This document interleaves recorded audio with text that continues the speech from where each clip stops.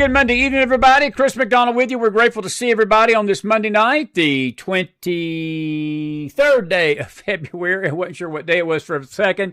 We're starting. Ricky Wilson is feeling very, very sick tonight. She sends her best and just could not be with us tonight. So we've got a very, very good friend.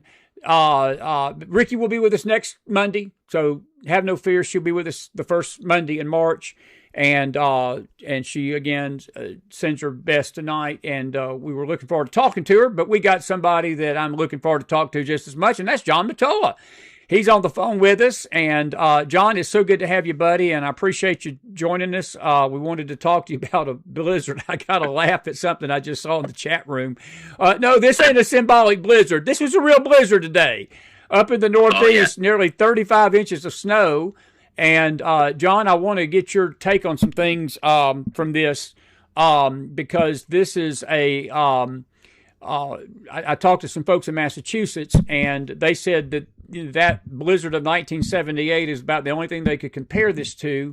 And they called the literal National Guard in then when that happened back in 1978. Of course, me and you, I was 13. You would have been 11 then. So that was back in the day we were kids. But what's going on tonight, man? You said that y'all have actually had a little bit of a break this afternoon, and the cleanup in New York City has been a little bit better than expected. You said you got about 15 inches this morning. How many did y'all wind up getting total? Between 15 and 18 inches of snow in the city. Wow. In Central Park and downtown. Yeah, and down here, they cleaned it up. Well, you know what it is, Chris? I think it has to do with me being near Wall Street. But certain areas, they'll clean up quicker than others. So if you're in the Staten Island or in Long Island, I'm sure they're buried. You know, they target certain areas. So I'm happy to be lucky to live downtown, and they always target this area of cleaning it up. Well, I talked with Jennifer Milano, Jenny Casanova, talked to Dory. Dory was, of course, out there. She's on the eastern end of Long Island. And she said the snow was literally up to her window on her door. And I think you're right. I think that area of New York is not going to be as easy to get. They may be waiting a few days. But the other thing, John, was the wet snow. Did y'all have any power outages in New York City? There was over 650,000 people up there in the Northeast this afternoon without power. Did you lose power? No, not in this area. No, not in my area. Everything, thank God, is good. There's no power outages here. That's good, man. That's good to hear. I know your mayor is Omar Mamdani. We talked about him off the camera a little bit. You've actually been a little shocked how good the response of the city's been, but we got to talk about something because it's a joke. He's been requiring 3 forms of ID if you want to go shovel snow. You tell us about that because tell us what he's requiring the snow shovelers to do tonight. It's crazy. 2 forms of picture ID and your social security number. Okay, but you don't need it. You don't need that to vote, though. You don't need it to vote, but you need the. Well, only in New York. Only in New York. Yes. Well, I'm glad that at least we know that the snow shovelers are legit. The voters may not be, but at least we know the snow shovelers are legit, right? You're correct on that. Tell us about the cleanup. You said the streets are beginning. They got the sidewalks scraped off, and there is some because you went to the grocery store this afternoon, and you said there were some stores that are open, correct? Yes, some stores were open and some, most were closed, and most people, there wasn't too many people out, but surprisingly, a lot of people, I think that were that are drivers, they stood off the roads because there was no stuck cars, and in history, remembering, so many people would try to drive in this and they would get stuck and just leave their cars in the middle of the street, and the buses could never pass or emergency, so people did listen this time, which was pretty good for New York. I'm surprised that the streets were empty and they were plowing all night. I could hear the plows going all night long. And depending on where you live in my community, they take good care of the area where they clean up the sidewalks. So it was better than I thought, surprisingly in this area. But I don't know about Long Island or Queens and Brooklyn, I'm sure that people, they'll be buried for a week because they usually neglect those areas. I hate to say it. Yeah. John, you've been in New York all your life. Where does this blizzard stand in your mind? As I said, I mentioned the 78 blizzard because that's the blizzard that crippled the Northeast so bad that Carter had to send the National Guard in. How does this one rank up there in your mind of all these? Because y'all have had some big ones. I mean, look, let's face it. New York, the Northeast gets hammered with these nor'easters, and there's been some major events in weather history like this. But, just watching the scenes, and I think what I noticed today was the wind. There were 40 to 60 hurricane 70-mile-an-hour winds. Hurricane force winds were just pummeling the New Jersey coast, the New York coast, the Eastern Atlantic, up through Boston, Plymouth area, which is a beautiful little city where they came in on the founding fathers. But how was your winds there in the city itself? Did y'all get any of those kind of winds, or was it about 30 to 50? Or very bad. Yeah, it was very bad. It was the wind. That's what was really creating the snowbanks and everything was the wind. I could look off my balcony and out the window, and the wind, it was constant. It was all night long. The wind just kept going. It was about 30, 40 miles an hour winds. Yes. And that would make everything worse. Absolutely. So the wind. You said, you know what, Chris? Go ahead. Sorry. I would rank this probably like going back in the history, like definitely 78 was the worst that that was probably number one that I remember in my lifetime. And then I would say this was ranked third. I would say 96, we had a really bad storm in 1996. And I think it was worse than this. I think it was like 24 inches of snow, if I remember. It was really bad. And this is pretty bad. I'm not going to lie. It's pretty bad. But like I said, I was surprised that they cleaned it up. That the streets, they were able to plow. But a lot of people seem like they listened and they stood home and they didn't try to drive and get stuck. Because that's what creates the disaster, is the cars that go out there and then they're not prepared for it and they just get stuck. And then they just leave their cars in the middle of the street. So this time, I guess a lot of people were afraid and they just listened.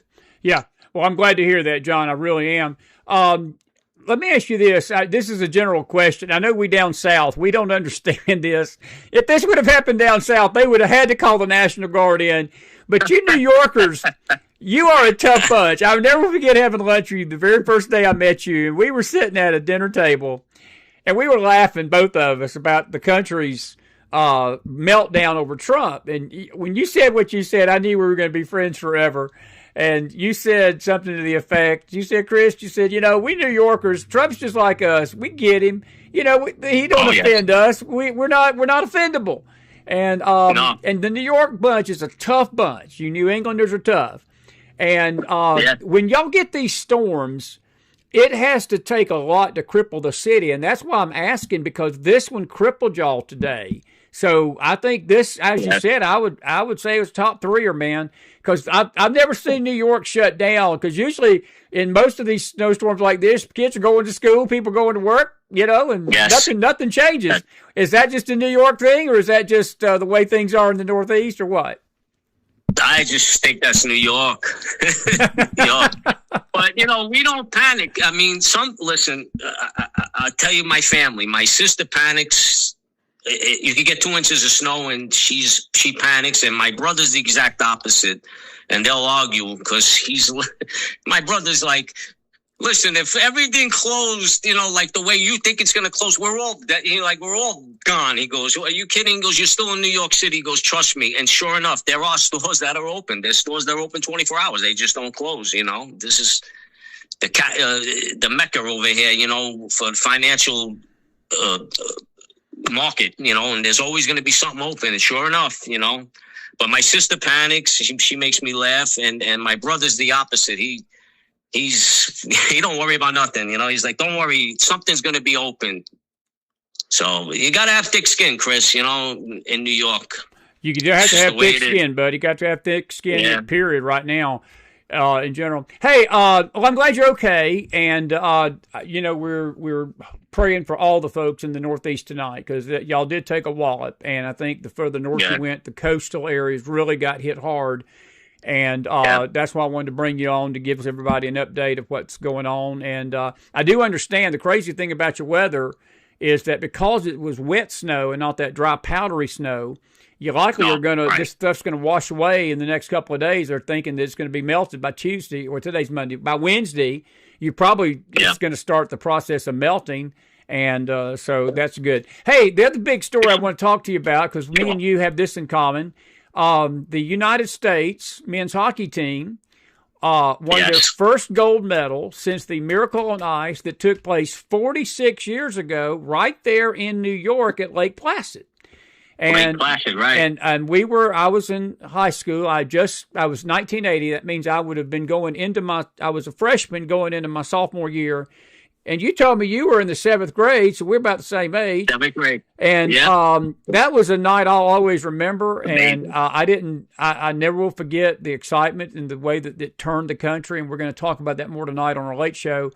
But the prophetic nature of it. But what's your thoughts on the gold coming home and the fact that we have a Jewish kid? And I got reason why I'm asking about the Jewish thing, because I'm going to talk to you about this. But I think it's wonderful that we've got a group of kids that love this country, that played their hearts out, and nothing against Canadians. We love you, Canadians, but the Canadians were arrogant. I got a video that I'm playing, and they were bragging the day before that they were going to wipe the floor with the Americans, and it didn't happen that way. And the gold's coming to the U.S. of A., not the CANADA. But go ahead. That's right. That's right. No, like I said, I remember the patriotism in 1980, and it was great. I remember going into school the next morning, and we were all celebrating. We were kids, and everybody was so excited. That we beat. It was like a bunch of kids beating a bunch of men, because it was all college kids, and the Russian hockey team, I think, were like established. They beat everybody. They beat professional teams, and here comes a bunch of ragtag kids from college, and they upset the whole world, like it was amazing. I never, you don't forget certain things like that. It was just, I still remember when you said that this morning on the show, I was like, wow. I go, and you said 9th grade. I said, that's right. I was in the 7th grade. I go, wow. Yeah, we're about the same age. We're just a couple years apart, man. But I think, look, and the bigger question is, John, and me and you're both made of the same fiber. I'm just a Southern version of you, and you're just a Yankee version of me, to be honest with you. We're just that connected and brothers. The patriotism of our nation is under attack right now. And Kash Patel tonight is getting slammed by the media for partying with the hockey team as if it was a big crime. And I think it's so disgusting that people would complain about that, because I think it's what our government officials are supposed to do. We're supposed to celebrate America. It's not a crime and a sin to be grateful that America's doing good, even with a hockey team. Is it? Yes. It's so sad. It's it's mind-boggling. It's like the brainwashing of this younger generation that, I hate to say it, they hate their own country, and they don't even know why. These kids are like blinded, like they just follow one another, and I don't know if it's a trend to do it. One kid says he hates this country, and they all follow, and it's like, you're in the greatest country in the world. If you lived anywhere else, believe me, you'd be running here. You'd be coming back if you had to live in a different country with, and you really saw what a tyrant is. So, these kids that just don't know, like, it's sad. It's just, I shake my head, Chris. I can't make sense of it sometimes, and I try not to let it upset me, but it's very upsetting, you know what I mean? Because I love this country, and, we might not be perfect, but trust me, you don't want to go to other countries, and but these kids don't know. It's sad. Yeah, I'm with you. No, I'm with you, buddy, and I do too. And I'm with you. It is sad, and not only that, but this, it's an adult thing too. It's not just these kids. John, there's a lot of adults that hate this country. Oh, you're right. And I want to talk about your mayor a little bit. We've not really had a chance to talk with you about this since he got elected, and we did talk privately on the phone the day that all this came down. But I do want to ask you, since I've got you on the show tonight, how did this happen with him? He came out of nowhere last summer and just basically blew away And, you know, he was leading. I don't think there was a time that anybody was on the radar. And then all of a sudden, he just came out of nowhere. What was this kid's appeal to New York City? Because, man, he's a raging jihadi communist. What happened to the big city? What do you think that people just are so disenfranchised with the establishment? They went with this kid hoping that he's going to do the right thing? Yes, I think they all believed that he was going to give everything for free. I mean, free buses, free this, everything was going to be free. Nothing, you know, and, you know, one of the kids in the gym, you know, I go to a gym and he was voting for him. And I was trying to tell him, I go, nothing is free. I go, you know, this, you know, and he's like, oh, you know, you got to give him a chance and everything. I go, but what he's telling you is not true. I go, he can't do half of the things that he's proposing. I go, you know, the state has to approve free buses and all kinds of stuff that he's telling you. But, you know, everybody, you know, hears free and they jump on it, you know, and he had a gift of gab. You know, I mean, that's the only thing I can say is he had a gift of gab. You think I could see through it. So you think it was his delivery and the way that he was speaking that convinced people that they could trust him? Yes. Especially a lot of the, I mean, again, I'm not going to target the younger generation. I don't mean it right, but he used his words and he promised all these things, and a lot of these younger kids were impressionable on it. And I'm like, it's not how it works, you know. He's telling you all these, and sure enough, there's no free buses. You know, he can't do it. Like Hochul, even, and I'm no fan of Hochul, but she told him that you can't just do that. You know, there's certain things that we control that. The state controls it. Do you think there's enough people in the city council, or do you think there's enough forces in the state government to sort of put their brakes on him that he doesn't go full-blown communist and do all this stuff? Because that's a big concern. And I got to ask you about the Muslim connection. John, you've got some people in your city government that have called for the removal of Jews in New York City. I mean, they're literally saying that the Jews are not welcome. And if it's Jewish, that's scary stuff, man. That's 1938 Germany, man. That's 1938 Nazi Germany. Yeah, it really is. It's disgusting. I don't really watch the local news, Chris, because it upsets me. I stopped watching it a long time ago because basically everything out of their mouth is a lie. So I just kind of go on Telegram, on your network, and listen, you know, about what's going on in the federal government, but local, because it's always bad news in New York, you know, and I'm so tired of listening to it through all the years. I just try not to watch it, but like, you know, I know what's going on with him and everything like that. And yeah, it's terrible, you know.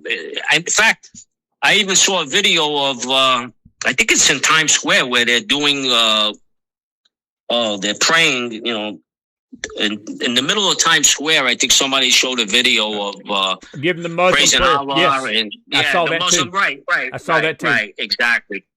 Right. And I was shocked because I'm like, wow. I'm like, you know, it's, you know, he's and ever since he became mayor, you would never see that, but because he's the mayor now, all of a sudden, you know, certain things are going on, you know, in the city that you would never see before, and we better wake up to it.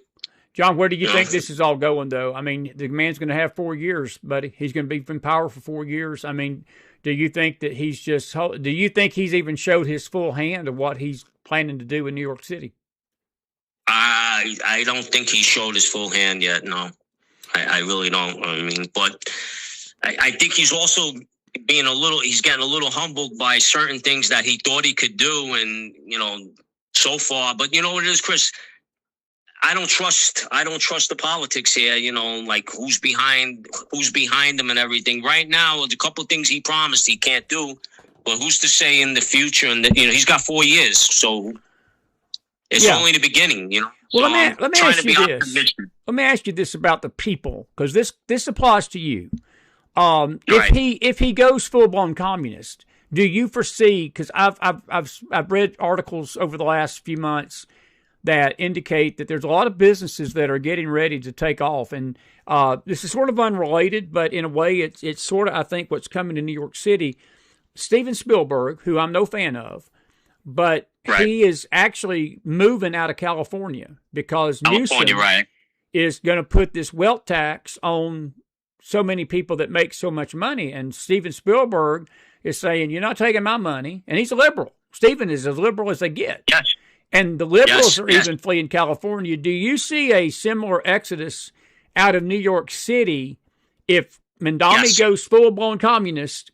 New York City could go bankrupt, man. Because if the money goes and the businesses pull out, they're not going to have no money. You can't tax nothing. Yeah. You can't tax nothing, John. No. I agree. And you know what?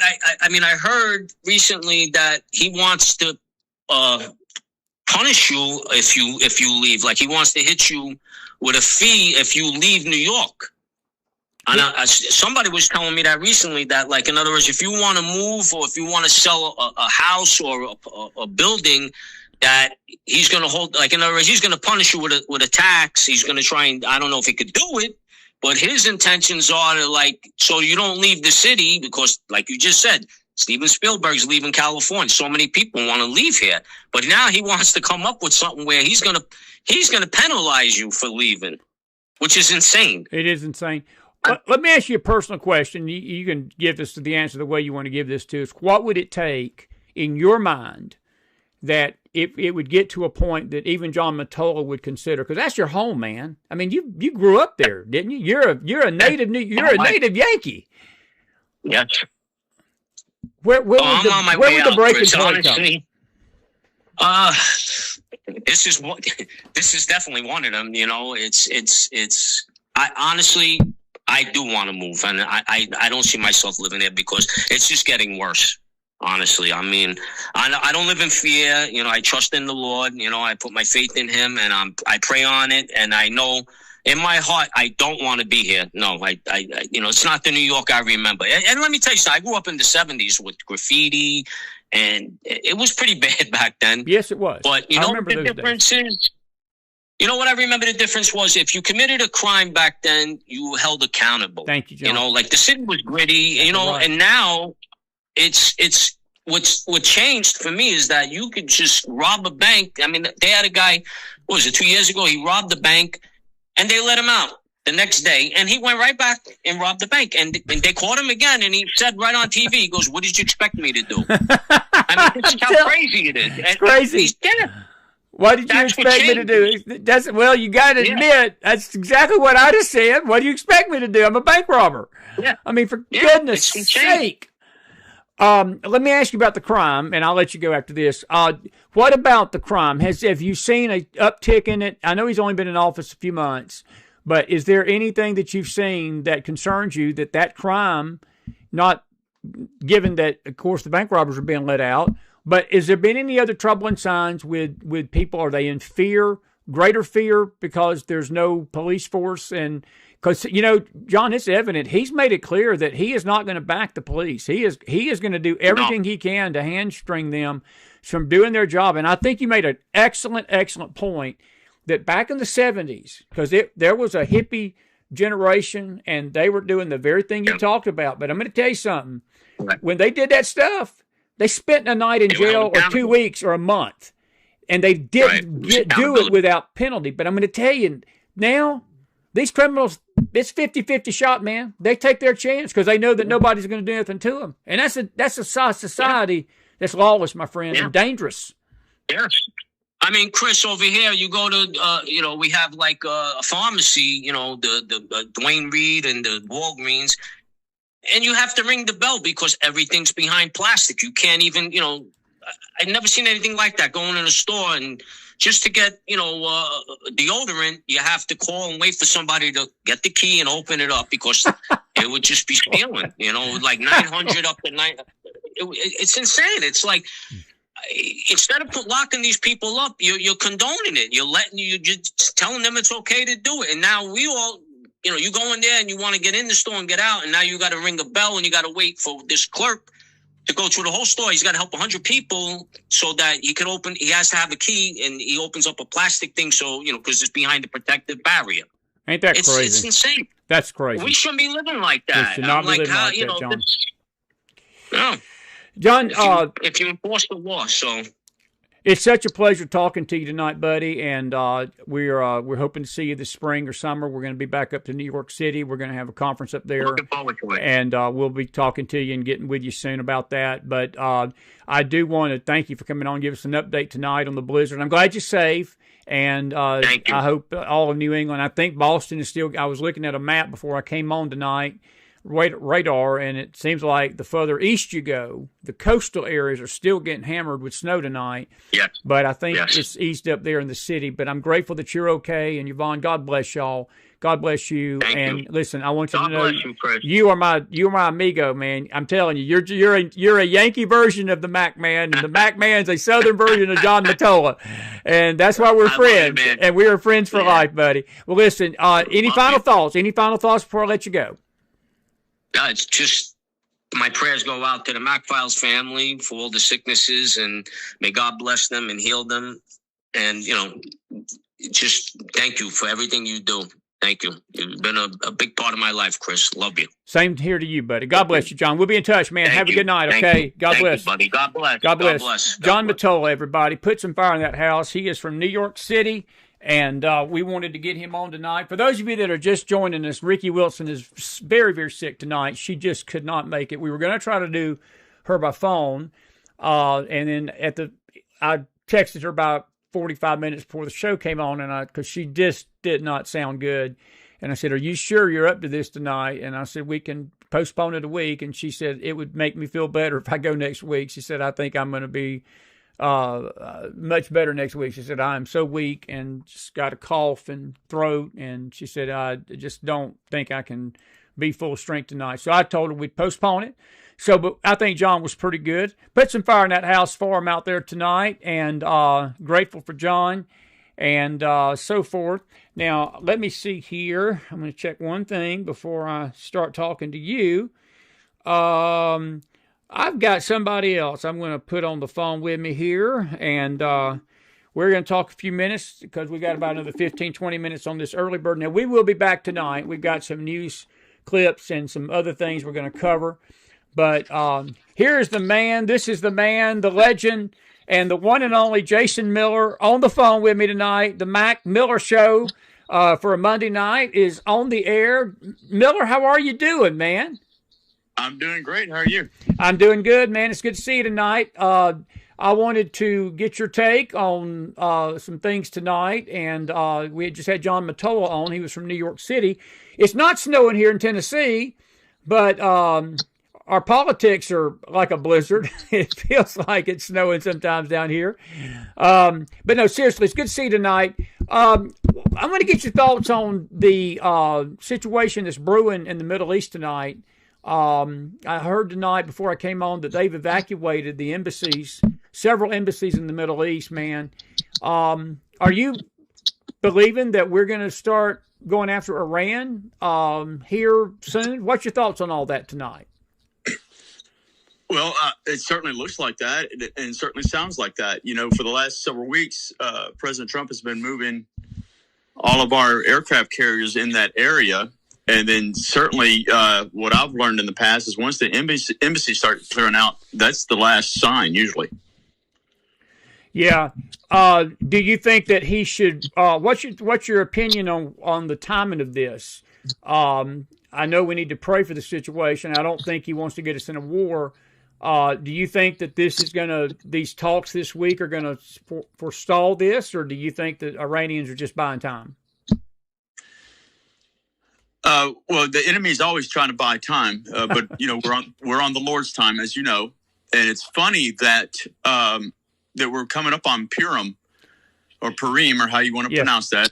But that the story. It's that God used Queen Esther, hid a Jew from King Xerxes until he fell in love with her and married her, and then of course later brought out her Jewishness to expose the enemy's war on the Jews. And it's funny that actually took place right in modern day Iran. Exactly right. So up until 1935, that was called Persia. So less than 100 years ago, no one ever heard the name Iran. It was just Persia. Right. So it is just kind of funny how it's just the timing of everything. I've always said the word times, Times, spelled backwards, is only one letter away from being the word Semite, heart of the Middle East. So no, there's nothing. Everything's on God's timing, Chris, as you know. Right. And I'm glad you brought up, we're going to have you next week because we are going to do a Purim special. It's Monday night, next Monday night into Tuesday. And I'm glad you brought the Jewish nation up, Jason. We had a historic event take place yesterday. I think it was prophetic, honestly. And I shared it on the Bible study this morning. We're going to share it more tonight later. You have Jack Hughes, who is of Jewish descent, scored the game-winning goal in overtime yesterday, beat the Canadians in hockey. First U.S. gold medal since 1980, the Miracle on Ice. There was a prophet, Charlie Shamp, and I am very cautious when I hear words. I just pray and take them before the Lord. But he actually predicted a year ago that America would experience another miracle on ice. You have a blizzard tonight that is ongoing in Lake Placid in that New York area up there where the last miracle on ice occurred. The last time we won a gold medal was that 1980 hockey team. And isn't it ironic to you that the game-winning goal was by a Jewish player that praised the United States? And when I saw him this morning, he had that American flag draped over his body, and his teeth were out. And I made the analysis this morning that picture to me is a picture of where we're at spiritually and prophetically right now. Israel has had its teeth knocked out by Hamas in many ways, but she survived, and she's still fighting, and she's still seeking survival. We've got Iran. We've got the Persia Empire. I'm glad you brought up the fact Persia, because that is exactly where Purim took place, and there's no mistake about that. And now we're facing a threat. And by the way, I don't know if you remember it, in 2003 when we attacked Iraq on Purim of 2003 when Bush Jr. was in office. So this holiday coming up tends to be a holiday that a lot of spiritual forces are going on. But I'm just throwing this out. But do you see some connections? Because I do. I think it was a prophetic win yesterday. And I know that people will get out there and say, well, God's not involved in sports. I'm not even going to go down that debate with you. But I will tell you this. I think it instilled and gave us a shot of patriotism in this country. And it's funny that the people that make a big deal out of Muslim athletes winning are now complaining that we are celebrating that it was a Jewish athlete that helped the United States win. I think that's a good thing. What's your thoughts on all that? Well, Chris, first of all, if anybody says that God is not involved in sports, may want to read Paul again when he talks about running the race. An athlete, he compares himself to an athlete that's running a race. Exactly right. You know, we have an Academy Award-winning movie. I believe it was the same year as the Miracle on Ice, 1980, called Chariots of Fire. Chariots of Fire. Yes. I believe it won 7 Academy Awards that year. It's one of the most Academy Award-winning movies of all time, and I believe that was 1980. Someone can correct me if I'm wrong, but I believe that's right. It's thank you. And again, you have to remember, Chris, this is 1 year after our so-called president at that time, Carter, literally split the nation of Israel with a pen. Thank you. And, and of course, it was, I guess it was 80 or 81 when Mount St. Helens blew the top off. Right. It's almost like, by the way, it's called the treaty he signed was called the Treaty of Peace. And the initials of Treaty of Peace are what? TOP. Yeah. T-O-P. Treaty of Peace. And the top of Mount St. Helens came off a year later. And Iraq, and it's almost like God had to kind of rub his nose in it because he flew over that mountain in a helicopter. Like, you see what I did? You did that to my country. I'll do that to yours. By the way, the scripture says that Israel is the apple of God's eye. And as we speak, what's the city called? The Big Apple. Big Apple. Is buried in snow as we speak. Cannot move.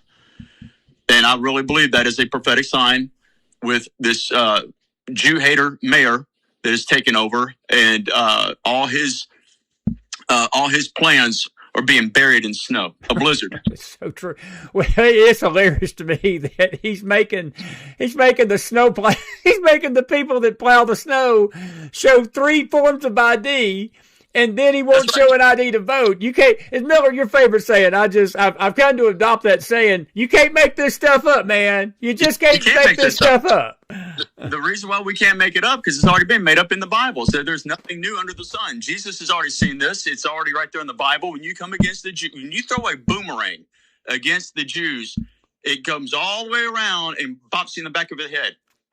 And by the way, I believe this is his second blizzard he's had in 2 months. He's been a mayor. Is that not correct? That's right. Yeah, one. They had another one back right in January. It wasn't as impotent as this one, but they've had two big snowstorms. They have.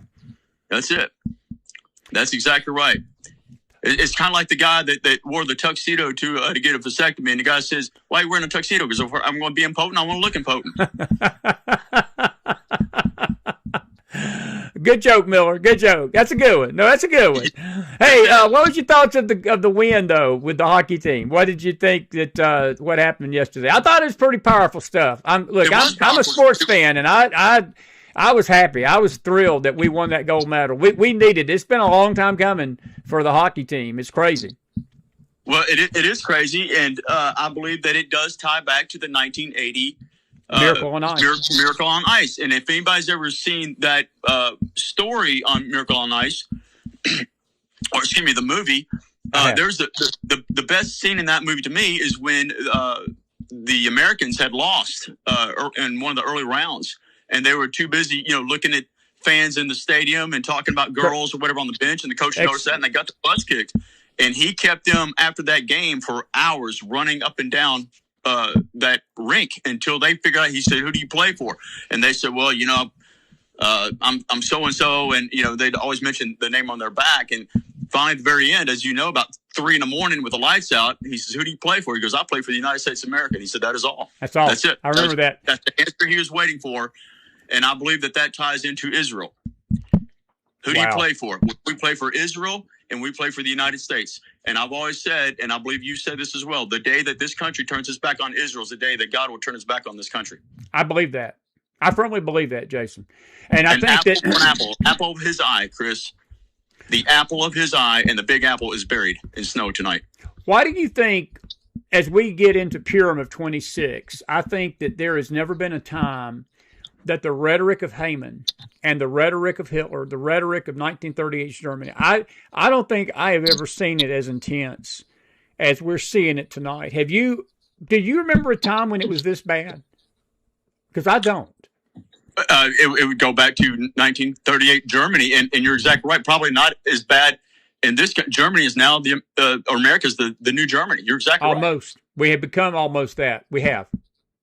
Well, we just elected the biggest Jew hater ever as the mayor of the largest city in the United States and one of the most powerful cities in the world. Yes, we have. I mean, I would say that next to the president of the United States, the mayor of New York City is just right there with being a president of the United States. That powerful. Well, I hope it's the economic capital of the world. It is, and I think that you made a great point. John Mottola made the same point before you came on. Hochul, no matter how bad you think of her, because she's not much better than he is, but at least she's put some kind of brakes on him about giving away this free stuff. That bothers me, but what more scares me is what you just described. They had people praying in Times Square, John said yesterday, day before, this weekend, praying the Muslim prayers, like the Muslims getting down on their knees during Ramadan and praying their alms, 5 alms that they pray. And John said, "I've never seen that here." And I think, Jason, there's a lot of things that people ain't never seen in New York City. They're about to see, brother. They're also blaring the Muslim prayer over speakers. They are, yes. This is the signs of the times, Chris. They're not blasting Christian hymns and ringing Christian bells. This is a Muslim sound of prayer going over intercoms all over New York City. Do you think if they was to, I guarantee you, if they were to try to play Christian hymns and songs, you know what would happen? Somebody would sue them. They'd be rioting in the streets, Jason. The Muslims would be burning New York City down. The Islamists would be burning it down. I've always said that silence and license have the same letters. Without a doubt. The Christians' silence is giving them license. Where are the Christians, Chris? Why are they not running to the mayor, knocking on his door? You need to get this off these speakers. That's a good question. That's an excellent question. And I think that if the Christians in New York City, and I'm not saying this because I'm not up there, buddy, because I know how I just got off the phone with a great man of God, a personal friend, and I think that they're all concerned. And I don't know whether they're going to have to flee at some point. Look, if I was a Jewish person tonight in New York City, I'd be looking for another city as long as Mandami's there, because I think things are about to get very bad for the Jewish people there. And I would not doubt that this pressure, I'll get your opinion on this. Do you think this is prophetic in the sense that God is pushing the Jewish people back to Israel? Because, Jason, it's not just New York City. There's other anti-Semitism in this country tonight. And I'm wondering if this stuff in New York City was not allowed to happen to push a lot of the Jewish people back to Israel, because we know in the last days that's where they're going. And I think it's a sign. What's your thoughts on all that? Well, the word worse, W-O-R-S-E, and words, W-O-R-D-S, are only one letter apart from D and E from being the same word. That's very true. And as these words are spoken, you're absolutely correct. It's getting worse. That's interesting. Good analogy. Good analogy. Well, buddy, we have an early bird, but I wanted to get you on because I didn't want you to fall asleep on me tonight. So, but we're going to do a special. You are a late owl, Chris. My goodness. I am a night owl. I am. That is just, I've been like that since I've been a child, to be honest with you. But the owl is the animal of symbolism of wisdom. So there you go. Well, I got the gray hair to prove that, okay? That's the wise owl on the East Coast. Well, listen, you got a lot of people in this audience that love you. They've been praying for you. And I want to tell you, we're praying for you. We're grateful you're doing better. I know you got a little recovery time. But, we love you. You like brother to me. I got so many of you that are blood brothers to me, and you're one of them. And I appreciate you, man. And listen, I'll get with you this week because we're going to do some stuff on Purim next week, okay? And we're going to show them anti-Semitism because I want to talk about some of these specific things that are going on. And so I'll get back with you then, okay? But listen, I appreciate you coming on with me tonight, give you insight about this. Anything else before we go? Anything you got on your heart and mind that's bubbling? And yeah, well, the one thing the Lord's putting on my heart, we know how this ends, and it's good for Christians and it's good for Jews. Yes. Now, we understand that there's a 7-year trial there. That's the worst it's ever seen on this earth. We know that's coming. But in the end, at the very end, Revelation 22 is entitled Eden Restored. And so at the end of the day, we know who wins, and that's God and his people. Yep. And so, but we are definitely going through that process. And you're exactly right. I believe that's what God is pushing his people to the Holy Land. Yep, he sure is, buddy. Well, listen, man, I love you, and I'll be in touch with you, and have a good night. And I'm glad we got you on this early bird. We were supposed to have Ricky, but she got sick. But I think the Matola Miller man was a good substitution for both. And I'll see you next week, okay? Bless you, buddy. Thank you, Jason. Hope you get to being better, man. Jason Miller, everybody, put some fire in that house. And it says Friday, folks, because Christmas put it in wrong. That's my bad. We'll fix that. Just a little misprint, nothing major. It's Monday. This is Monday. We're live. Put some fire in that house for Jason Miller. It's amazing how things, people notice stuff. It don't matter. It don't matter if it's Friday, Monday. We're still here live. We're still here live. If you got any questions, anything you want to say, go ahead and say it. We got about 10 minutes here, and then we're going to get out of here. Actually, we got about 15 minutes. If you got some questions, anything you want to throw out on this early bird. If you joined us late tonight, Ricky was supposed to be with us, and I wanted to come on and have an early bird because I didn't want you not to think we had forgotten about you. And but she'll be back with us next Monday night. And but we are just so grateful that you're here. If you've got a question or a comment, Jason is healing up nicely, Susan. He is, and he's got a good while to go, but he's still got a little ways to go. Any questions? Any comments? Any questions or comments tonight? I figured there'd be some. Anything you want to chime? If you're in the Northeast tonight, let me see this. How many of you are in the Northeast? I don't see anybody that I see out there. Maybe there are a few. Jennifer Milano, are you there? I see Jennifer. Jennifer, how are you doing? Jennifer's out there. Put some fire in that. Jennifer, tell me how things are going. Can New Yorkers do a recall petition on the mayor? It's a good question, Carol. They can, but I have to tell you, buddy, I don't know if they got the people to do it. And that's an excellent question. I'm going to get with John on that. He won going away. I mean, he won by a large margin. And if they recall the mayor, they got to have another election. So that's a good question. And that may be the only recourse that there is. And I'm not sure how that process worked in New York City. There's a few people we can get a hold of and talk to about that. And I will ask them that next time. But the answer to your question is yes. Yes, I'm sure that they can. I just don't know if they'd have the votes, because there is a lot of people that they think this kid is sliced bread. And a lot of people in New York City are happy he's in power. And that's not a good thing. It's not a good thing. Let's see here. Good question. Mary, you say when Muslims pray in the streets, they are claiming the territory for Allah. I agree with that. That is exactly right. They are claiming the territory for Allah. They are. That's an excellent point. They are claiming the territory for Allah. And not only that, they're blaring. It's funny. When I was in Israel, back in January, we were at the Garden Tomb, the Garden of Gethsemane, not the tomb, but the Garden of Gethsemane. And it's on the Mount of Olives, and it faces a portion of the Mount of Olives, but it faces the western wall, the eastern gate, and the temple area. And while we were there in the evening, we were there late in the evening, the sun was getting ready to go down.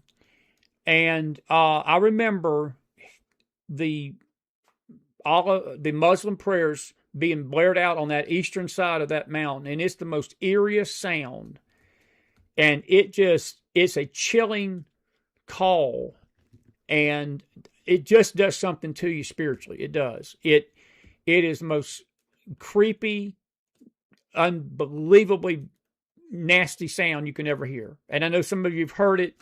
They're hearing it in New York because he's blaring it out all over the city. And I think John made a great point, asked a great question.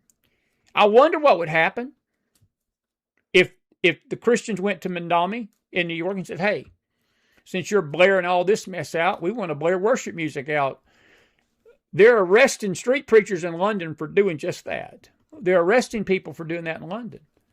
And I guarantee, I predict this, that they'd arrest somebody. If they was to get a bullhorn, get a little mini jukebox, stick it on the street of New York City, and start doing that, that person would have to run for their life. There'd be riots and mobs. People would be cussing, spitting, cursing. That's bringing judgment. That is storing up judgment on New York City. It's exactly what it's doing. And I'll give it to you. I'll give it to you. I think it's a good question, and you're right. Carol says, give it time. They may have a change of heart. I sure hope they do, buddy. Pat Isaac says, it's sad to see New York City going down. Pat, it is. It's sad to see a lot of our cities going down. We're going to be covering another story we've not talked about yet tonight, and we really should have talked about it a little bit. There is a developing crisis in Mexico tonight, and I can't say the city's name. Guadalajara, Mexico. There was a cartel leader that was gunned down. Evidently, it was a hit. Somebody took him out, likely the Americans. And the Mexican president tonight is telling America, this is about as dumb as the, this is about as dumb as making somebody that's wanting to shovel snow provide 3 forms of ID. But the Mexican president is telling America tonight, if you go kill the cartel leaders, you're violating their civil rights. The Mexican president told President Trump that tonight. She's mad. She's mad. And the cartels are going, they're losing their mind. There's been a lot of shootings down there today, a lot of bombings. I read one report where taxi drivers were being basically just pulled out and guns being put to their head and blown away. Or just arbitrarily, just discriminately, not even caring who they are. A lot of shootings. There were videos of tourists on top of roofs trying to hide from the violence. The State Department told our people, the Americans, if you're in a safe place, just hunker down, don't leave your safe place.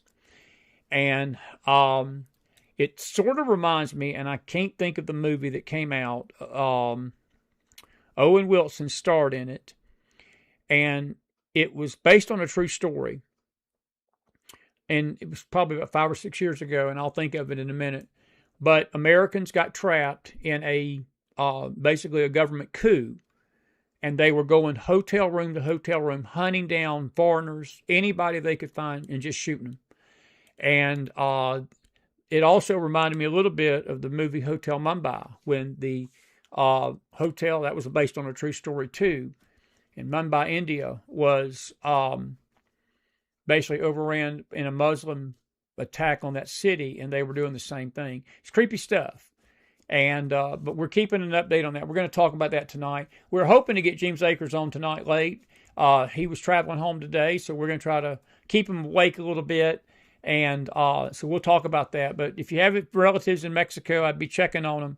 And I would certainly hope that Puerto Vallarta, thank you, Lisa, and Guadalajara, we have friends there trying to get out and are sheltering in their resort. The cartel destroyed the main roads by bulldozers, so no one can get out. Thank you for that update. And Lisa, if you talk to your friends and they can talk to me by phone, we wouldn't put their identity out there. Tell them to holler at me. If you would email me, I'm going to put the email in the chat over there in Facebook. And please just email me and talk to them. I would love to get them to talk to us, and we'd be more than happy. Again, we're not going to give their identity up. If they're willing to do it, it'd be cool to talk to them about that. It's a story that we need to follow. The media, there's some discussion of it on X, but the liberal media don't even talk about it. President Trump met with some angel families today. We're going to talk about that. CNN didn't bother to cover it. And but this situation down below us in the southern border, our southern neighbor, is, I think, a very troubling situation. And people are going to get hurt. And I'm praying, we need to pray for the safety of all American citizens, and pray for not just American citizens, but any foreigner right now is under threat. It's a serious threat. And these cartel members are not good amigos. And it's about like taking out a Hamas member.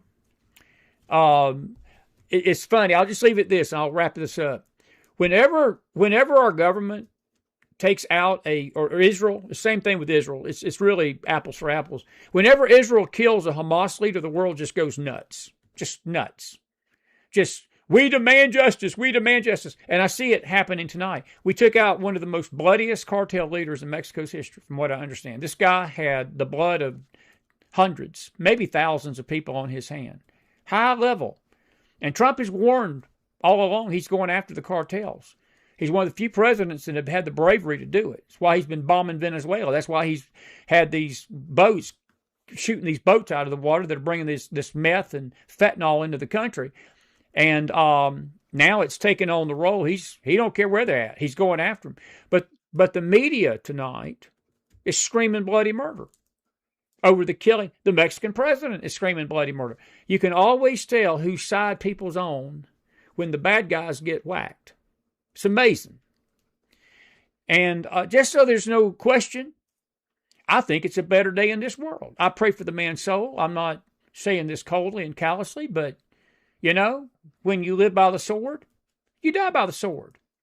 You kill people, you shoot people, you gun people down in cold blood, you get whacked. Don't expect us to shed any tear about it. You live by the sword, you die by it. I salute President Trump tonight for showing bravery and showing courage in the face of evil. Just a thought. Just a thought. Just a thought. Just a thought. Thank you, Lisa. Thank you. I appreciate you. Good to see you tonight. Miss seeing you lately, but thank you so much. And if they are stressed, tell them we're praying for them. Do tell them at least this, if they don't want to come on, that we're praying for them. We would love to see them and talk to them and get their take on what's going on down there. Carol says he may want to ban dogs. Speaking of Mandami, Yolanda says Jalisco, Mexico is the main city, and that's where the cartels are at. Yeah, Puerto Vallarta and Guadalajara also are cities. It's that area. It's that same area, Yolanda, and I don't doubt that. But if you've got family members down there tonight, folks, I mean this very seriously. We're praying for them. But as far as the cartel goes, adios, amigo. Adios, amigo. And if it does nothing else, if this does nothing else, and I got to quit on this, every cartel member tonight, when they go to bed, they're going to be sleeping like this. They're going to be sleeping with one eye open. And it's a good thing, because they've done nothing but instill fear and instill terror and kill innocent people, traffic kids, and allow kids to be pedophiled, and trafficked women, raped kids, cut heads off. They have done nothing but a campaign of terror, not just in Mexico, but South Texas. I talked to my dear friend Orlando Rodriguez the day I went to the border the last time. We stood across the Rio Grande River and we heard shots across the river. And Orlando stood behind the tree, and I was looking at him, and I said, "Why are you standing behind the tree?" He said, "I don't want them to see me." He said, "You're leaving, but I'm not." He said, "I don't care if they see you, because you're going, you're leaving tomorrow." He said, "I'm not leaving. I'll live here." But he told me something one day. And he said that when you're eating in a restaurant in the Rio Grande Valley, and it looks like a normal person sitting across from you, he said, you better be careful what you say in that restaurant about the cartels. He said, because that person sitting beside you having a hamburger that looks like a normal American person or normal Mexican or Hispanic person, he said they could be the head of a certain cartel that you're talking about. And he said, by the time you walk to your car, you won't make it home. They're going to find your body in the back lot with your head cut off. He said, that's happened. He said, that's happened to people down there. So they have fomented terror. So I hope now, and again, I mean this with all the love of Jesus in my heart, but I hope tonight that they're feeling a little bit of it. And they've been put on notice. There's a new sheriff in town. And your reign of terror is coming to an end, one way or the other. And whether the Mexican president thinks it's a violation of your civil rights, I really don't give a you-know-what. And I don't think most Americans do either. And as Chris likes to famously say, I'll amen myself on that. I'll amen myself on that. I'll amen myself on that.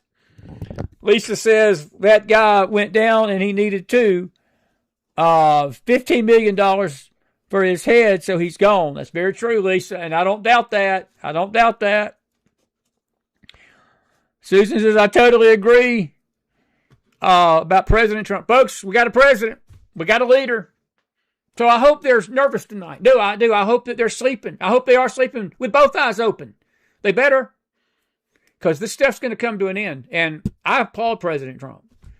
But I want you to, this is my last parting shot tonight. We'll talk about this more tonight with James. Watch the people in the media. Watch politicians. Watch the social media performers.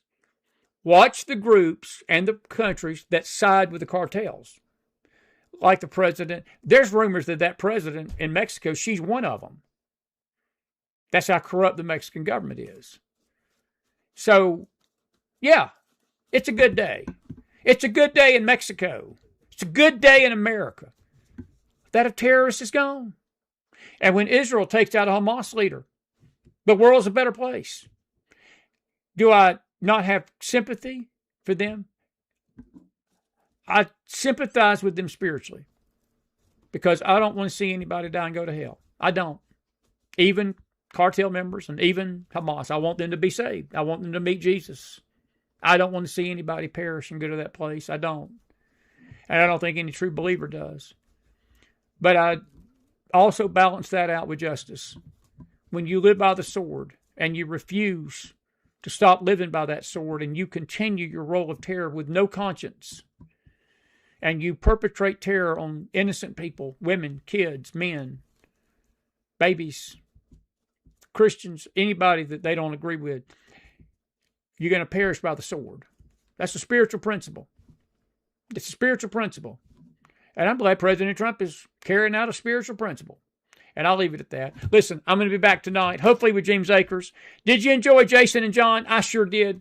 And we're sorry Ricky couldn't be with us tonight. She'll be back with us next week. May the Lord bless you. God bless your families. God bless this great nation of America. We love you so much tonight. And I will see you back here later tonight, probably around 9 or 10, somewhere in that time frame.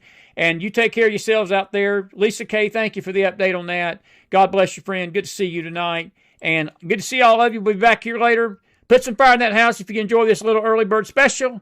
And let me change this for the, I don't know why I put Friday in there. Probably it was from Friday night. I forgot to change. It's Monday. There we go. That should get things straight. We'll correct it on the things. But anyway, listen, have a good night, everybody. Be blessed. And we shall see you later. See you later. There we go. Have a good night.